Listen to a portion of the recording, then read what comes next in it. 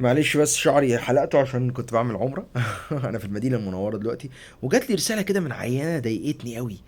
بتقول لي عندي وجع جامد، عندها 50 سنة او 55 سنة 56 سنة. وجع جامد كده، سكاكين في صدري ونفسي اتخنق. رحت للدكتور، قال لي ده يمكن من القولون. إيه، وواحد تاني قال لي ده يمكن من عضلات الصدر، خدي كريمة بوفاس ولا فولتارين. ايه التهريج ده يا جدعان؟ واحدة بتقول عندي نار في صدري وعندها 55 ولا داخلة على ال60، وعندها سكر وضغط وسكاكين في صدري. دي جلطة يا جماعة، دي ضيق في شرايين القلب. في الاخر بتقول لي رحت للدكتور فقال لي احتمال يكون ضيق في شرايين القلب، تعالي نعمل اشعة على الشرايين واشعة على القلب واعملي لي شوية تحاليل. وانا يعني الوجع بدأ يخف شوية وعدى يوم، ده ممكن يكون جزء من القلب مات. ولا اداها 4 اسبرين ترقشهم، ولا حبايه كونكور مثلا، ولا قرص للكوليسترول، ولا عملنا رسم قلب حتى نشوف دي جلطه ولا لا. واعملي لي تحاليل وبعتها لي التحاليل تقول لي الكوليسترول عليه شويه وسرعه الترسيب عليه شويه وانا صدري خف الوجع.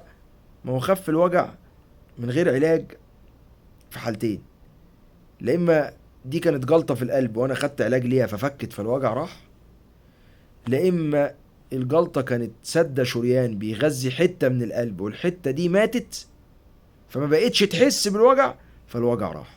فغالبا اللي حصل التانية، لانها لا خدت علاج ولا عملت توسيع ولا خدت سيوله.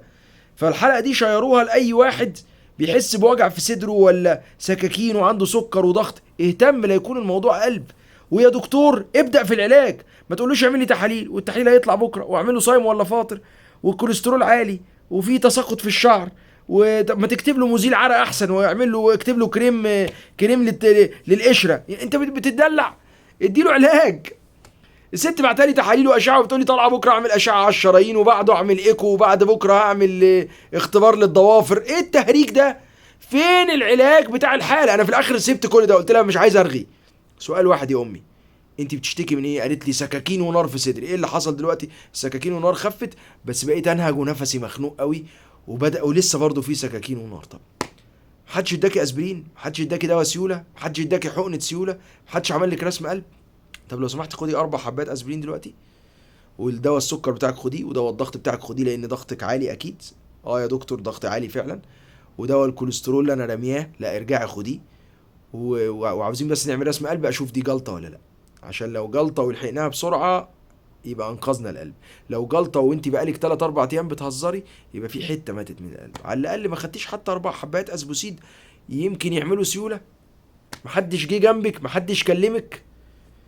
ردت عليها قالت لي في دكتور كده صيدلي كتر خيرك، يعني ده الوحيد اللي طلع شاطر، قال لي خد 4 اسبوسيد ان ما نفعوش مش هيضروا. الوجع خف بعدها شويه بس لسه في بواقي وجع. شوف لي بقى كده تحليل الكوليسترول عالي ولا لا. قلت لها القضيه مش قضيه انت بتعمل تحاليل وفحوصات، ايه القضيه؟ قضيه عالج العيان بسرعه، مش قاعد تعمل لي تحليل وتكلف العيان 30,000 جنيه فحوصات ولسه ما بدأتلوش علاج.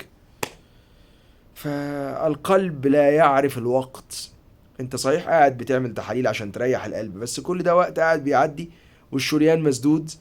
ولو انت سبته مسدود وقت طويل الجزء اللي انت بتتغذى بيه الشريان ده هيموت، وساعتها تيجي تفتح الشريان تفتح على حته ماتت خلاص ملوش لازمه.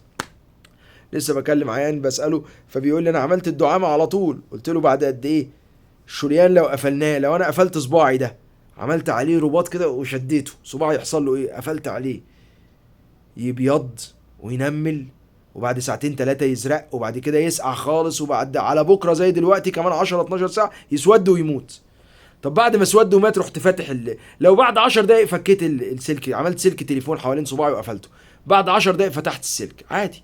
طب بعد ساعتين 3 ينمل شويه بس ما حصلش حاجه. طب بعد ما مات ووقع وسود بعد 24 ساعه يبقى ملوش لازمه اصلا اشيل فانت لو جه سدد في شريان في القلب بعد قد ايه الحته دي من القلب تموت؟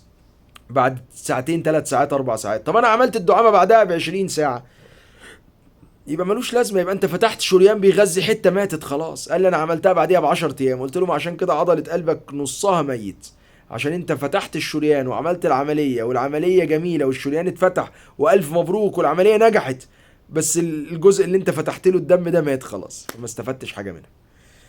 فضروري بالله عليكم شيروا الحلقه دي لحد عنده جلطه في القلب، شيروا الحلقه دي لحد بيجي له وجع في صدره ورايح يتدلع والدكتور مش لسه بيشوف عنده ايه وما ادالوش علاج.